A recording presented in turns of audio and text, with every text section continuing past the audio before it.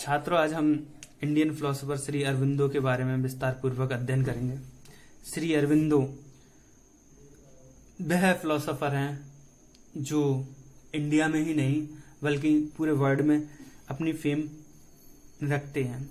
श्री अरविंदो का जन्म 15 अगस्त 1872 को कलकत्ता के प्रसिद्ध घोष परिवार में हुआ था। क्योंकि ये एक रिच फैमिली से थे, इनके पिता डॉक्टर कृष्ण घोष एक मेडिकल ऑफिसर थे और इनकी इकोनॉमिक कंडीशन बहुत ही अच्छी थी। इस कारण इनके पिताजी ने महज 7 वर्ष की आयु में इन्हें इंग्लैंड पढ़ने के लिए भेज दिया। इंग्लैंड में ये 21 वर्ष की आयु तक रहे और वहीं रहकर इन्होंने उच्च शिक्षा में यूनानी तथा लैटिन साहित्य का अध्ययन किया। जब वह उच्च शिक्षा ग्रहण कर रहे थे तभी उन्होंने ब्रिटिश साम्राज्यवाद की आलोचना करते हुए कई लेख लिखे और इन लेखों में इन्होंने ब्रिटिश गवर्नमेंट को और ब्रिटिश गवर्नमेंट के शासन करने के तरीके पर सवाल उठाए।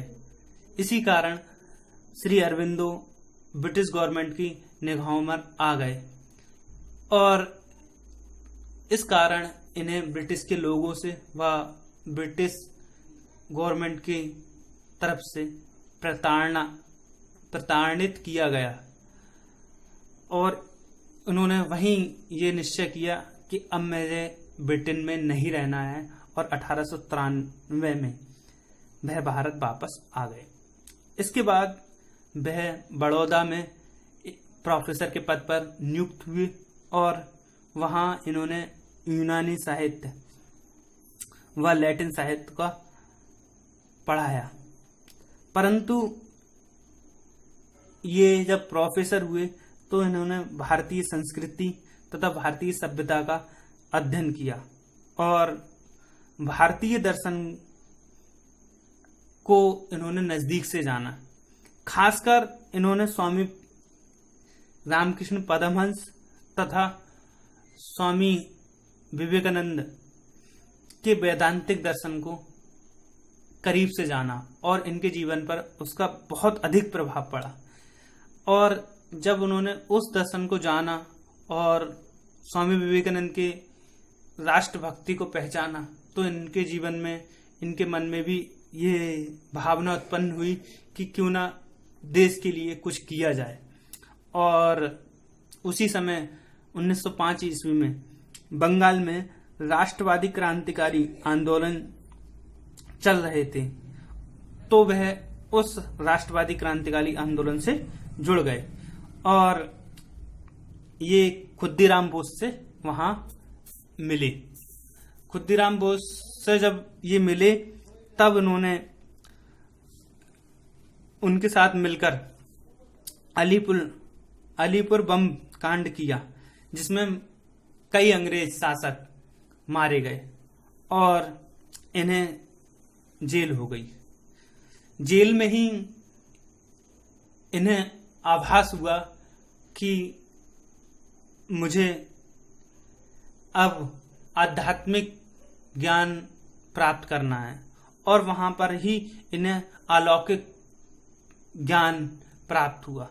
इन्होंने जेल में ही रहकर अध्ययन किया और भारतीय दर्शन को गहनता से जाना, ध्यान किया और अलौकिक शक्तियों को प्राप्त करने की प्रयत्न किया। इनका जेल में स्वभाव बहुत अच्छा था। इसी कारण सन 1910 में अंग्रेजों ने इन्हें रिहा कर दिया और वहां से ये जब रिहा हुए तब इन्होंने राष्ट्रीय आंदोलन से अपने आप को पृथक कर लिया और पांडिचेरी जाकर आध्यात्मिक जीवन आरंभ कर दिया। अरविंदो ने वहां एक आश्रम की स्थापना की और उसी आश्रम में रहकर इन्हें आध्यात्मिक ज्ञान को बढ़ाया, लोगों को शिक्षित किया, आध्यात्म के प्रति जोड़ा और विश्व भर में ख्याति प्राप्त की। 5 दिसंबर 1950 को इन्होंने समाधि ले ली। कुछ लोग कहते हैं इनका देहांत हो गया, परंतु साक्ष्य के आधार पर कहा जाए तो इनकी मृत्यु नहीं हुई। इन्होंने आध्यात्मिकता के कारण खुद की समाधि ग्रहण कर ली। छात्रों, इनकी एजुकेशन फिलॉसफी क्या है, इसके बारे में और अध्ययन कर लेते हैं।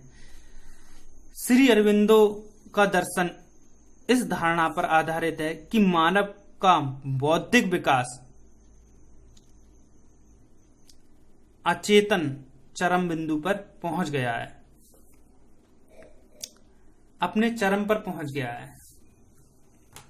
मतलब जो उसकी बाह्य नॉलेज है वो चरम पर है, परंतु उसका आंतरिक या आध्यात्मिक विकास होना अभी बाकी है। और वह आध्यात्मिक विकास उसे इंद्रियों द्वारा प्राप्त नहीं हो सकता। इसीलिए श्री अरविंदो ने इंद्रजनित ज्ञान को सर्वोच्च ज्ञान नहीं माना है। उन्होंने आध्यात्मिक अनुभूति को सर्वोच्च ज्ञान माना है। इसीलिए उनकी जो फिलॉसफी है वो कहते हैं आत्म अनुभूति ही सर्वोच्च ज्ञान है। तो उनकी शिक्षा की जो फिलॉसफी है तो वो कहते हैं कि अपने आप को पहचान लो, वही सच्ची शिक्षा है। सीधे शब्दों में 1907 ईस्वी में श्री अरविंदो ने a system of national education system of national education नाम का एक निबंध लिखा, जिसमें प्रत्येक मानव के अंदर कुछ ईश्वर प्रदत्त दिव्य शक्तियां हैं। इन दिव्य शक्तियों के आधार पर वह अपने अस्तित्व को प्राप्त कर सकता है। इन्होंने अपनी एजुकेशन फिलॉसफी में ये समझाने का प्रयत्न किया है। इनके अनुसार सही शिक्षा का प्रथम सिद्धांत है कि कुछ भी पढ़ाया नहीं जा सकता।